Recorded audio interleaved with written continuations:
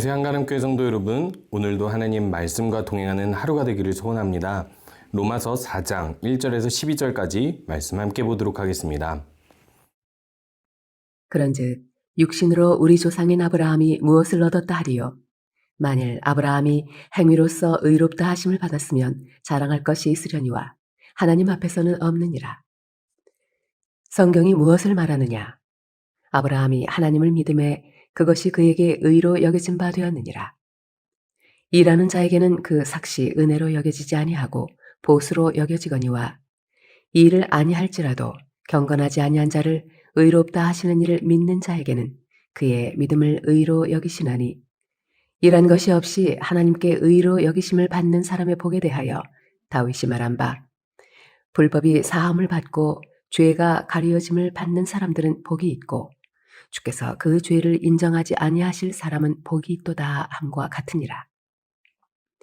그런즉 이 복이 할례자에게냐 혹은 무할례자에게도냐?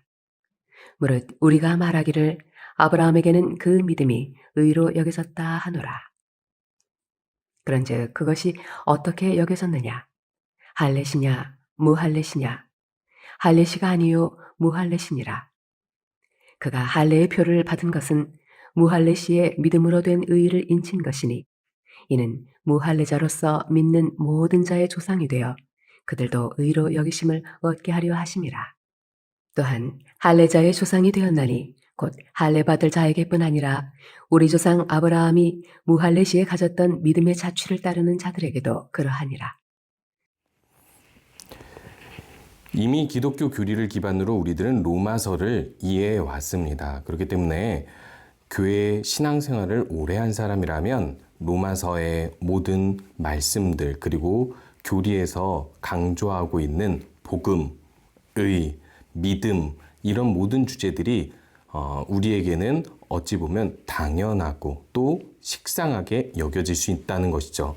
하지만 로마서를 우리가 다시 살펴보면서 집중해야 될 부분이 있습니다. 그것이 무엇이냐면 어떤 상황에서 이 교리를 말씀하고 있는지라는 것이죠.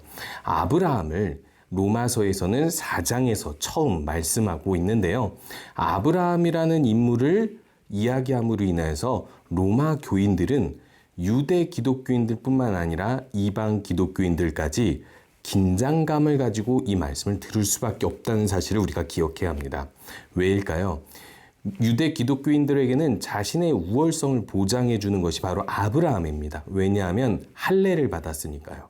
할례를 받은 기독교인들이니까 유대인에서 개종한 기독교인들이니까 하나님께서 먼저 말씀을 맡겨준 자들로서 하나님의 백성으로서 이제 예수님까지 알게 되었으니 어찌 보면 이들은 완벽하다고 생각할지도 모르고요. 이방 기독교인들은 비교적으로 할례를 받지 않고 기독교인이 된 것입니다. 그런데 여기서 자신들이 할례를 받아야 기독교인이 될 수 있는가 없는가에 대해서 명확하지 않을 뿐더러 그리고 또 유대인들은 계속해서 요구하는 게 무엇이냐면 우리처럼 유대인이 돼서 기독교인이 되라 라는 것입니다. 그런데 헬라인들은 자신들의 나라, 국가 정체성이 따로 있고 그 국가 정체성에 따라서 예수님을 믿는 것이기 때문에 더 이상 할례 받을 이유가 없었던 것이죠. 그렇다면 아브라함이 가진 특성이 과연 이들에게 어떤 영향이 있었는가? 바울이 무엇을 말함으로 인하여서 이들에게 영향을 미치는지 아브라함을 통해서 어떤 의미를 이야기하려고 하는지를 살펴보기 원합니다. 아브라함을 오늘 바울이 이렇게 소개하고 있습니다. 우리 육신으로서 우리 조상인 아브라함이 무엇을 얻었겠습니까? 라고 먼저 질문하죠. 이것은 한마디로 이야기하면 나도 유대인이다. 우리 육신으로서 혈통으로서 아브라함 조상인 거 맞다. 인정한다. 그런데 살펴보자. 아브라함이 무엇을 얻었냐? 하나님께 어떤 은혜를 받았느냐? 살펴보자라는 것입니다. 그것을 2절에서 이렇게 이야기하죠. 아브라함이 하나님께 행위로서 자신이 의롭다라는 것을 인정받았냐? 이렇게 질문하게 되면 아브라함은 사실상 무엇으로 하나님 앞에 의롭다 여김을 받은, 인정받은 사람이죠? 유대인들도 모르지 않습니다. 믿음으로 하나님께 순종했고 믿음으로 하나님의 의를 의롭다 여김을 받게 되었기 때문에 사실상 할례는 그 뒷일이거든요. 아브라함이 가진 할례라는 행위와 아브라함의 혈통으로서 유대인들이 가진 할례라는 행위는 일치되기 때문에 유대인들은 너무나도 당연하게 자신들이 더 우월하거나 아니면 할례는 필수적인 믿음의 행위라고 생각할 수도 있다라는 것입니다. 그런데도 불구하고 여기에 대해서 바울은 신개념을 이해시키고 있습니다. 이렇게 이야기하죠. 그는 행위로 의롭다함을 받은 것이 아니라서 하나님 앞에 자랑할 것이 없다. 성경이 무엇을 말하느냐? 아브라함의 하나님 믿음이 그것이 그에게 의로 여겨진 바 되었느니라 라고 이야기하고 있습니다. 혈통적으로 같이 할례 받은 조상으로서 할례의 조상인 아브라함이 할례로도 어떤 행위로도 하나님 앞에 의롭다함을 받은 것이 아니라 오직 믿음으로 받았다라고 이야기를 해버리면 유대 기독교인들 입장에서는 우리들이 이방인들보다 우월할 것이 없네라고 생각하게 될 뿐만 아니라 이방 기독교인들은 역시 우리가 더 할례를 받지 않아도 이 믿음만으로 충분하다라는 확신을 가지게 되는 것이죠. 어떻게 보면 유대인으로서 지금 이방인 편을 드는 것 같은 그런 느낌으로 이야기하고 있는 것이죠. 하지만 분명하게 바울이 강조하고 있는 것은 누가 더 우월하고 누구 편에 서 있느냐가 아닙니다. 오로지 우리가 집중해야 될 것은, 우리가 알아야 할 것은 할례, 율법, 어떤 행위로 우리가 의롭다함 받을 수 있는 것이 아니라 오로지 하나님께서 우리를 은혜롭게 의롭다고 여겨주는 그 은혜에 의지하여서 하나님 믿으라라는 것입니다. 그것을 이렇게 이야기하고 있습니다. 일하는 자에게는 그 삭시 은혜로 여겨지지 않고 보수로 여겨진다라고 비유를 하는데요. 일하는 사람은 자신이 일한 만큼 얻어가기 때문에 당연히 은혜가 아니라 보수라고 여겨지겠죠. 그런데요, 일하지 않고 경건하지 아니한 자가 의롭다함을 받으면 이건 어떻게 되는 것이냐? 반드시 은혜이지 않겠느냐라고 이야기합니다. 이 의롭다 하시는 하나님의 은혜가 모든 사람에게 믿음으로 적용이 됐는데 일할 것이 없이 하나님께 의로 여기심 받은 사람들의 복은 결국 다윗이 말한 그 복, 죄사함, 불법, 모든 의롭다 하심을 받는 복이라고 이야기하고 있는 것입니다. 이것을 무엇이라고 이야기하는 것일까요? 한마디로 이야기하면요, 우리들은 하나님의 은혜로 말미암아 믿음으로 구원을 받았으니까 사실상 우리가 감사할 것, 우리가 집중할 것은 하나님의 은혜지 이 할례라는 행위가 아니라고 이야기하고 있는 것입니다.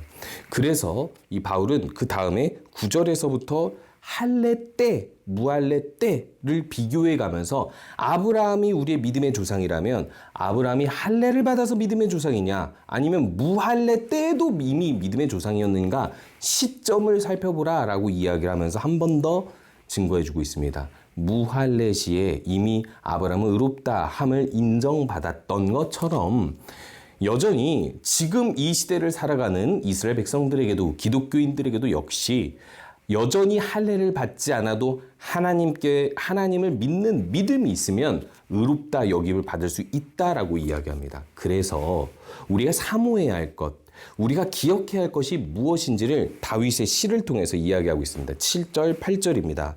불법이 사함을 받고 죄가 가리어짐을 받는 사람들은 복이 있고 주께서 그 죄를 인정하지 아니하실 사람은 복이 있도다. 이것을 한마디로 이야기하면 하나님께서 죄 있는 자에게, 불법을 행한 자에게 그래 내가 너에게 은혜롭게 이런 방법으로 의롭다 여겨줄게 라고 하는 것, 이 하나님의 은혜를 바라보고 의지하는 것이 가장 우리 믿음의 핵심이지 할례는 해당되지 않는다라는 거죠.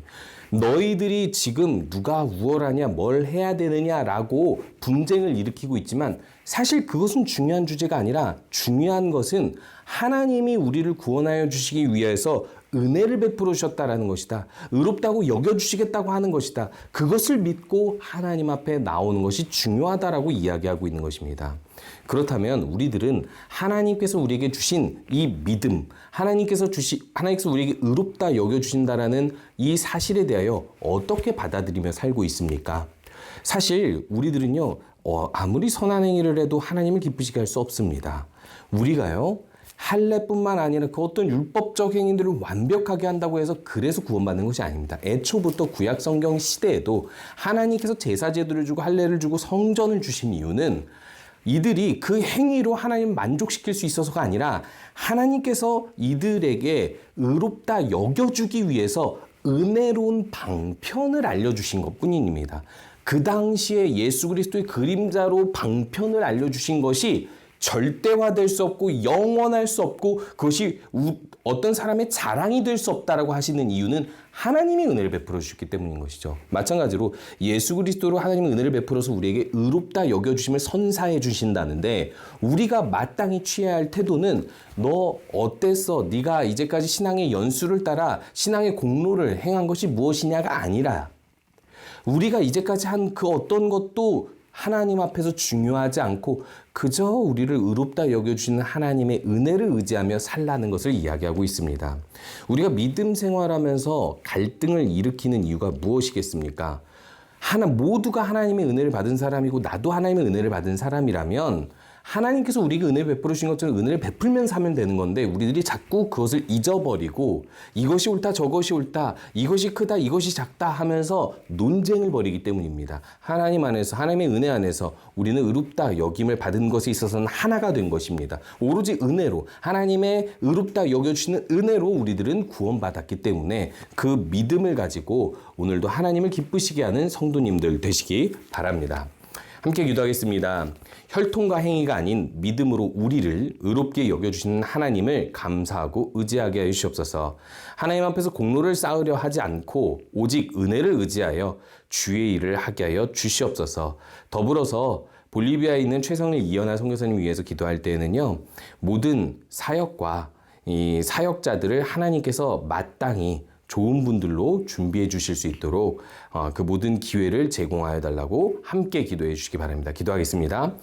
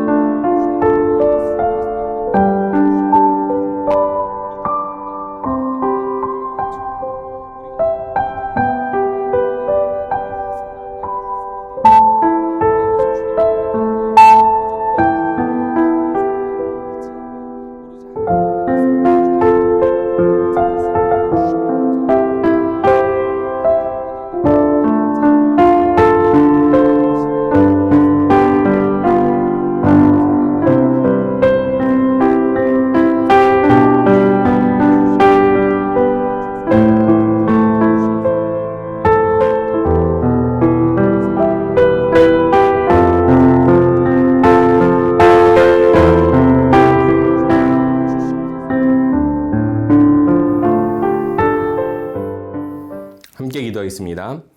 하나님, 오늘도 우리가 말씀을 놓고 함께 기도합니다.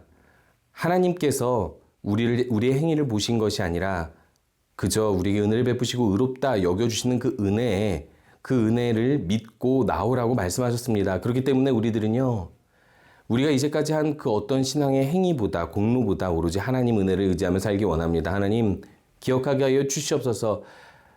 우리를 은혜로 부르시는 하나님 앞에 믿음으로 나올 때 하나님께서 우리를 받아주신다는 것을 기억하면서 언제나 감사함으로 그리고 또 은혜를 베푸는 삶을 살게 하여 주시옵소서. 볼리비아에 있는 최성일 이연아 선교사님 위해서 함께 기도합니다. 함께 사역할 수 있는 사역자들 붙여주시고 또한 그런 좋은 자원들이 개발될 수 있도록 인도하여 주시옵소서. 예수님의 이름으로 기도합니다. 아멘.